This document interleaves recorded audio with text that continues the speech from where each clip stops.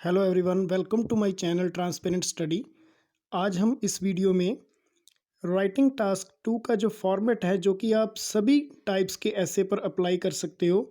सभी टाइप्स के ऐसे यानी कि हर एक category, agree disagree, advantage disadvantages, cause और सॉल्यूशन, यानी कि हर एक टाइप का जो ऐसे है आप इस फॉर्मेट को उसके ऊपर अप्लाई कर सकते हो।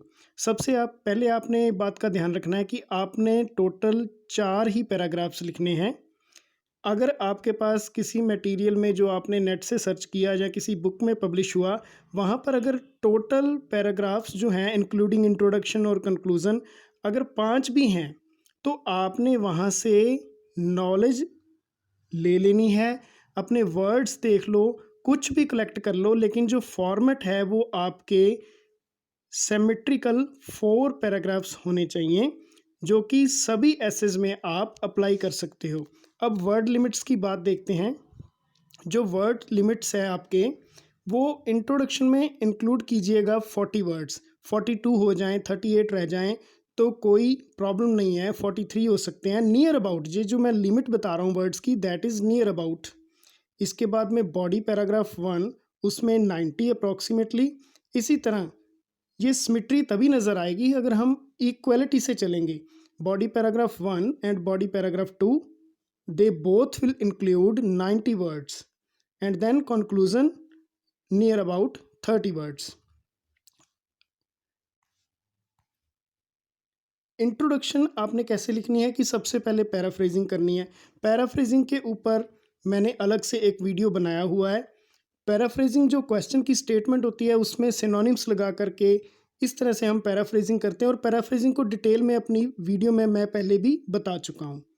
उसके बाद इंट्रोडक्शन में ही अगर नीडेड है, रिक्वायरमेंट है, तो आपने अपना ओपिनियन भी दूसरे सेंटेंस में दे देना है। पहले पैराफ्रेजिंग हो गई सेंटेंसेस की जो स्टेटमेंट में दिए गए हैं क्वेश्चन स्टेटमेंट में। उसके बाद आपने जो है अपना ओपिनियन दे देना है अगर रिक्वायर्ड है, अगर आपसे अपना ओपिनियन पूछा गया है। उसके बाद अगर ओपिनियन नहीं पूछा गया है, आपने आउटलाइन सेंटेंस लिखना है कि पूरे ऐसे में आप क्या एक्सप्लेन करने जा रहे हो। जो भी आपने पूरे ऐसे में एक्सप्लेन करना है, कोई एडवांटेज डिसएडवांटेज या आपने अग्री डिसएग्री, कुछ भी जो लिखने जा रहे हो उसकी एक आउटलाइन सेंटेंस लिख देना है। एक सेंटेंस में बता देना है कि इस पूरे ऐसे में क्या लिखने जा रहा हूँ मैं।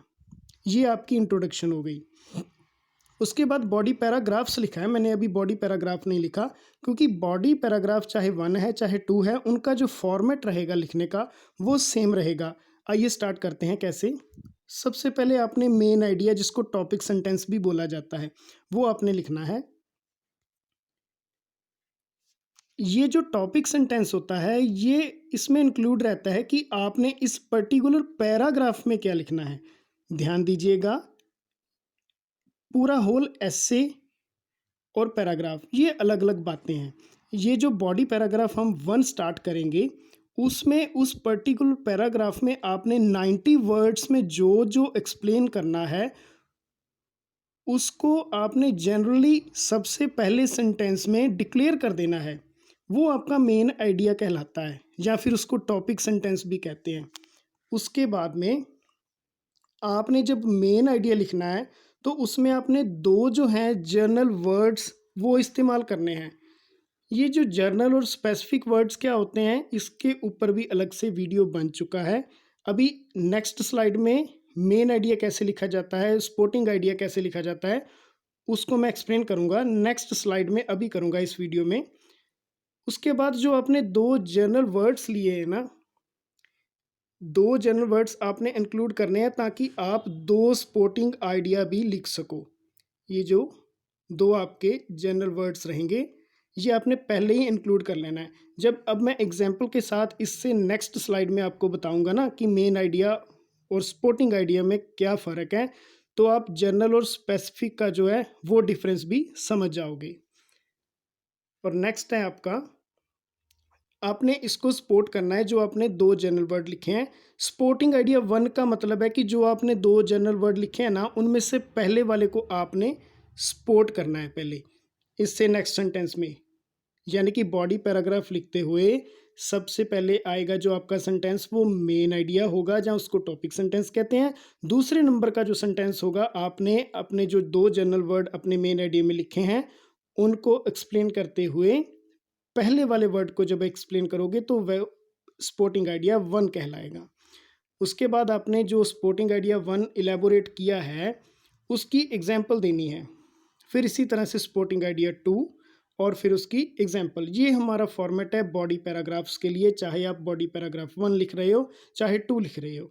अब आइए जानते हैं मेन आइडिया और सपोर्टिंग आइडिया के बारे में कि आपने बॉडी पैराग्राफ में कैसे लिखने हैं। मान लीजिए कि आप लिख रहे हैं कॉजेज ऑफ अनएम्प्लॉयमेंट, तो सबसे पहले जब आपने बॉडी पैराग्राफ स्टार्ट करना है तो आपने टॉपिक सेंटेंस लिखना है या मेन आइडिया लिखना है।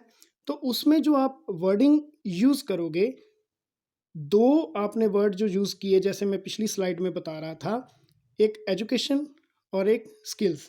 लैक यानी कि ये लैक कर रहे हैं, इनकी कमी है, ये आपका मेन आइडिया हो गया।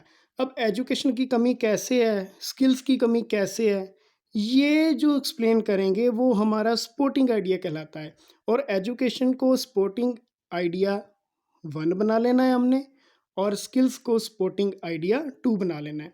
तो पहले जब एजुकेशन को हम एक्सप्लेन करेंगे सपोर्टिंग आइडिया 1 में, तो उसमें आप स्कूल्स की बात कर सकते हो, फैकल्टी की, कॉलेजेस की, यूनिवर्सिटी की, जहाँ हमारे पास रिसोर्सेज कम है, जहाँ गवर्नमेंट की पॉलिसीज़ जो हैं वो अप्रोप्रिएट नहीं है एजुकेशन के रिगार्डिंग, तो लैक ऑफ एजुकेशन इन कारणों के से आता है। तो फिर आपने इसकी एग्जांपल दे देनी है कि जैसे रूरल एरिया में, तो ये सपोर्टिंग आइडिया 1 आपने एलेबोरेट करके उसकी एग्जांपल दे दी। इसी तरह फिर आप स्किल्स के बारे में बताओगे, वो सपोर्टिंग आइडिया 2 को एलेबोरेट करोगे आप और फिर उसकी एक एग्जांपल दे दोगे। तो लास्ट में हमारा जो होगा वो कंक्लूजन होगा। वो कंक्लूजन आपने कैसे लिखना है, 30 वर्ड्स में, ऑलमोस्ट 30 वर्ड्स आपने रीफ्रेज कर देना है। किसको? अपने मेन आइडियाज़ को। मेन आइडियाज़ जो आपने बॉडी पैराग्राफ 1 में और 2 में फर्स्ट सेंटेंस में लिखे हैं ना, उनको आपने रीफ्रेज कर देना है। तो इससे आपकी जो है कंक्लूजन वो रेडी हो जाएगी। Thank you very much for watching my video.